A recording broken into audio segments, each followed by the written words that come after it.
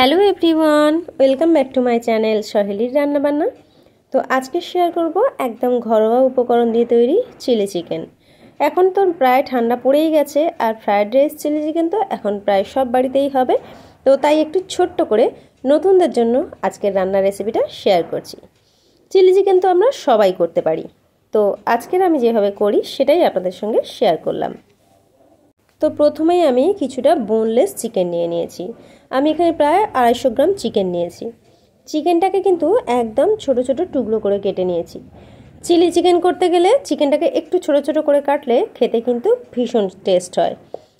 তো প্রথমেই আমাদের যেটা করতে হবে, চিকেনটাকে আগে ম্যারিনেট করে রাখতে হবে। তার জন্য আমি প্রথমেই দিয়ে দিলাম পরিমাণ মতো লবণ, দিয়ে দিচ্ছি 1 চামচ গোলমরিচের গুঁড়ো, দিয়ে দিচ্ছি 1 চামচ আদা বাটা, 1 চামচ রসুন বাটা, দিয়ে দেবো 1 চামচ কাশ্মীরি লঙ্কার গুঁড়ো। লঙ্কার গুঁড়োটা দিলাম শুধুমাত্র কালারটা বেশ মিষ্টি আসবে, খুব সুন্দর লাগবে পকোড়ার কালারগুলো। দিয়ে দিচ্ছি একটা ডিম ফাটিয়ে। ডিমটা দিয়ে ভালো করে একটু মাখিয়ে নিতে হবে। এবারে সব কিছু খুব ভালো করে মাখিয়ে নিতে হবে। আর এবারে এর মধ্যে একটা মেন জিনিস দেবো, যেটা আদা রসুন আর কাঁচা লঙ্কা একেবারে মিহি করে কুচিয়ে রেখেছি, এটা দেব। এই একটা পকোড়া গালে পড়লে আর এরকম একটু ছোট ছোট আদা রসুনের কুচি গালে পড়লে ভীষণ ভালো খেতে লাগবে।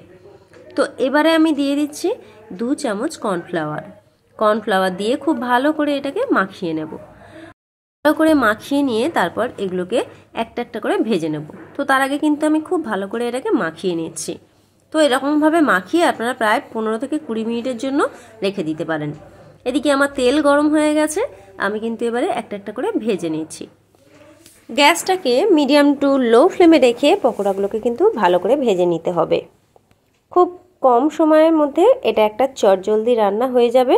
তো আপনারাও একবার বাড়িতে এইভাবে বানিয়ে দেখতে পারেন, আশা করছি ভালো লাগবে। তো দেখতেই পাচ্ছেন পকোড়াটা ভাজা হচ্ছে। তো ততক্ষণে আমি একটা সস রেডি করে নিচ্ছি। একটা বাটির মধ্যে 3 চামচ দিয়েছি টমেটো সস, 2 চামচ দিয়ে দিচ্ছি চিলি সস, আর 2 চামচ দিয়ে দিচ্ছি সয়া সস। অল্প একটু জল দিয়ে বেশ ভালো করে সসটাকে গুলিয়ে নেব। সসটাকে দেখুন খুব ভালো করে আমি গুলিয়ে নিয়েছি। এবার এটাকে একটা সাইডে রেখে দিচ্ছি। এবার একটা বাটির মধ্যে 2 চামচ কর্নফ্লাওয়ার দিয়ে এটাকেও একটু জল দিয়ে পাতলা করে গুলিয়ে নেব। তো আসল কাজগুলো কিন্তু আমার এখানে হয়ে গেছে। দেখুন অল্প একটু জল দিয়ে এটাকে একটু গুলিয়ে রেখে দিচ্ছি। এদিকে দেখুন পকোড়াগুলো কিন্তু খুব সুন্দর লাল করে ভাজা হয়ে গেছে। এবার এগুলোকে আমি একটু তুলে নেব। আরও বাকি যেগুলো আছে সেগুলোকেও আমি একটু ভেজে নিচ্ছি। তো প্যানে অনেকটাই তেল ছিল পকোড়া ভাজার সময়, তো অতটা তেল আমার দরকার নেই, অল্প একটু তেল আমি সরিয়ে নিলাম। আর বাকি তেলের মধ্যে আমি পেঁয়াজ আর ক্যাপসিকামটা দিয়ে দিচ্ছি। পেঁয়াজ আর ক্যাপসিকামটাকে একটু নাড়াচাড়া করে নেব যতক্ষণ না একটু নরম হয়ে যাচ্ছে। দেখুন অনেকটাই কিন্তু নরম হয়ে এসেছে। এবারে এর মধ্যে আমি একটু ছোট ছোট করে টমেটো কেটে রেখেছিলাম, সেটাও দিয়ে দিলাম। এটা অপশনাল, চাইলে আপনারা দিতে পারেন নাও দিতে পারেন। সবগুলো আবারও একটু ভালো করে নাড়াচাড়া করে নেব। কিছুক্ষণ নাড়াচাড়া করে নেওয়ার পর এর মধ্যে দিয়ে দিচ্ছি কুচানো আদা রসুন আর কাঁচা লঙ্কা। এবারে আবারও খুব ভালো করে একটু নাড়াচাড়া করে নেব। কিছুক্ষণ নাড়াচাড়া করে নেওয়ার পর ওই গুলে রাখা সসটা দিয়ে দেব। আর সসের সাথে সাথে 1 বাটি পরিমাণ জলও দিয়ে দেব। জলটা আপনারা আপনাদের আন্দাজ বুঝে দেবেন। পরিমাণ মতো জল দেওয়ার পর এর মধ্যে দিয়ে দেব সামান্য একটু লবণ, আর স্বাদের ব্যালেন্সের জন্য অবশ্যই কিন্তু চিনিটা এখানে অ্যাড করবেন। এবারে এটা খুব ভালো করে একটু ফুটিয়ে নিতে হবে। তারপরে ভেজে রাখা চিকেনগুলো দিয়ে দেব। 1 চামচ পরিমাণ গোলমরিচ গুঁড়ো, এটা কিন্তু অবশ্যই দিতে হবে। সব কিছু দেওয়ার পর এবারে আমি চিকেন পকোড়াগুলো দিয়ে দিচ্ছি, দিয়ে আবারও একটু নাড়াচাড়া করে নেব। চিকেন পকোড়াটা 5 থেকে 7 মিনিট একটু নাড়াচাড়া করে নেওয়ার পর এর মধ্যে দিয়ে দেব ওই যে বাটিতে গুলে রাখা কর্নফ্লাওয়ারটা। তারপরে আমি এটাকে বেশ কিছুক্ষণ নাড়াচাড়া করে নেব।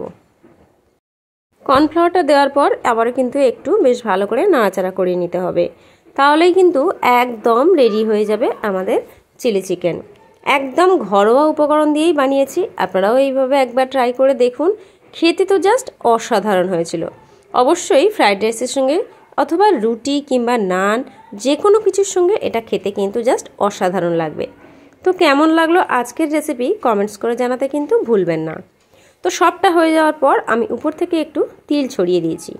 যেটা দেখতে কিন্তু ভালো লাগবে আর খেতেও দুর্দান্ত হয়।